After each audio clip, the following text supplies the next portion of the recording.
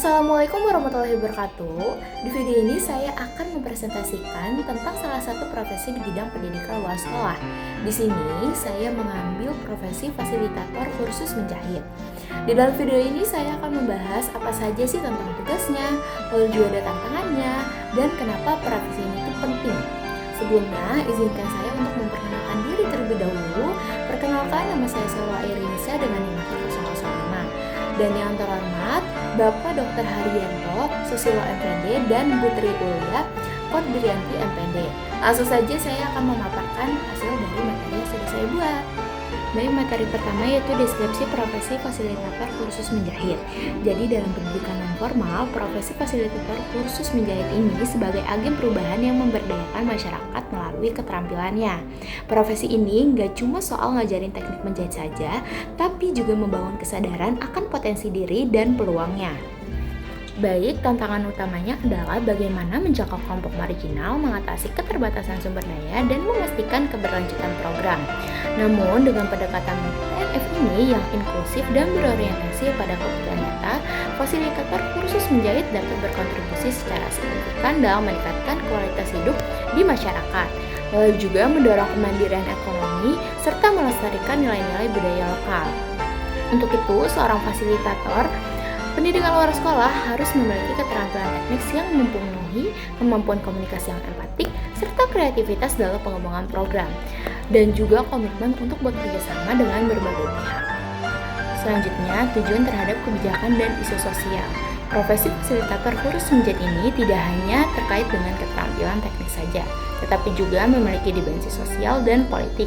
Kita perlu memahami bagaimana kebijakan pemerintah dan isu-isu sosial memengaruhi pekerjaan kita dan bagaimana kita dapat berkontribusi dalam mengatasi masalah-masalah tersebut.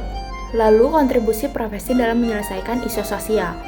Yang pertama ini ada pengangguran dan kemiskinan. Dengan memberikan keterampilan menjahit, fasilitator dapat membantu peserta untuk menciptakan lapangan kerja sendiri atau meningkatkan pendapatan mereka. Selanjutnya ada ketidaksetaraan gender. Pelatihan menjahit dapat memberdayakan perempuan, memberikan mereka kesempatan untuk mandiri secara ekonomi dan meningkatkan posisi mereka dalam masyarakat.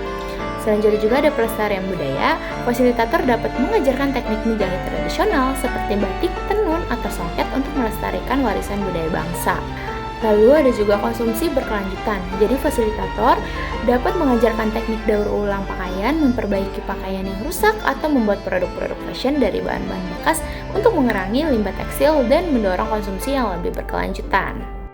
Baik, yang pertama ini ada Artificial Intelligence atau yang biasa kita sebut itu AI. Jadi AI ini dapat digunakan untuk menganalisis tren fashion, memberikan rekomendasi desain, atau membantu peserta dalam membuat pola yang lebih presisi.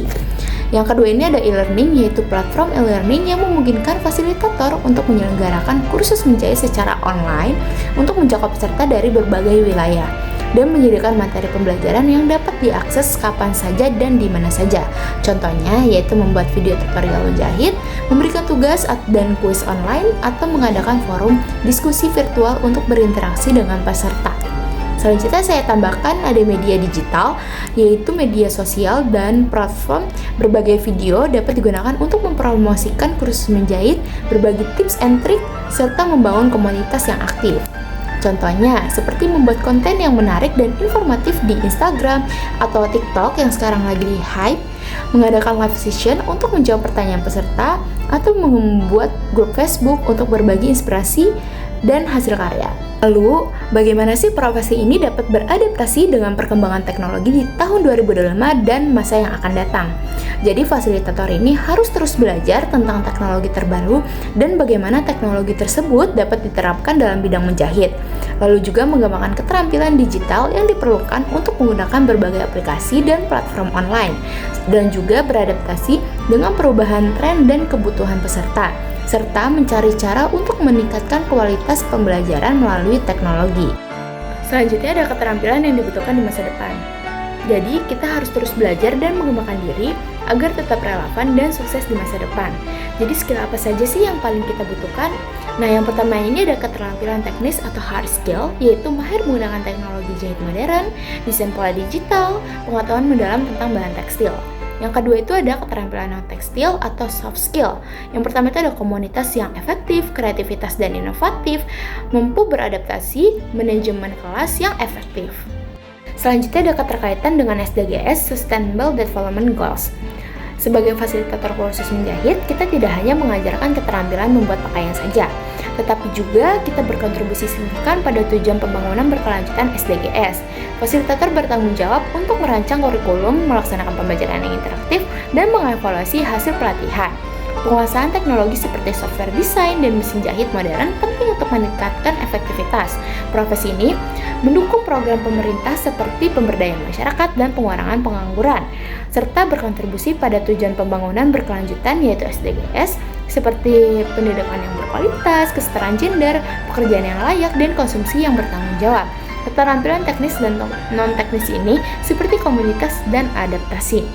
Sekian hasil pemaparan saya, mohon maaf apabila ada salah kata. Wassalamualaikum warahmatullahi wabarakatuh.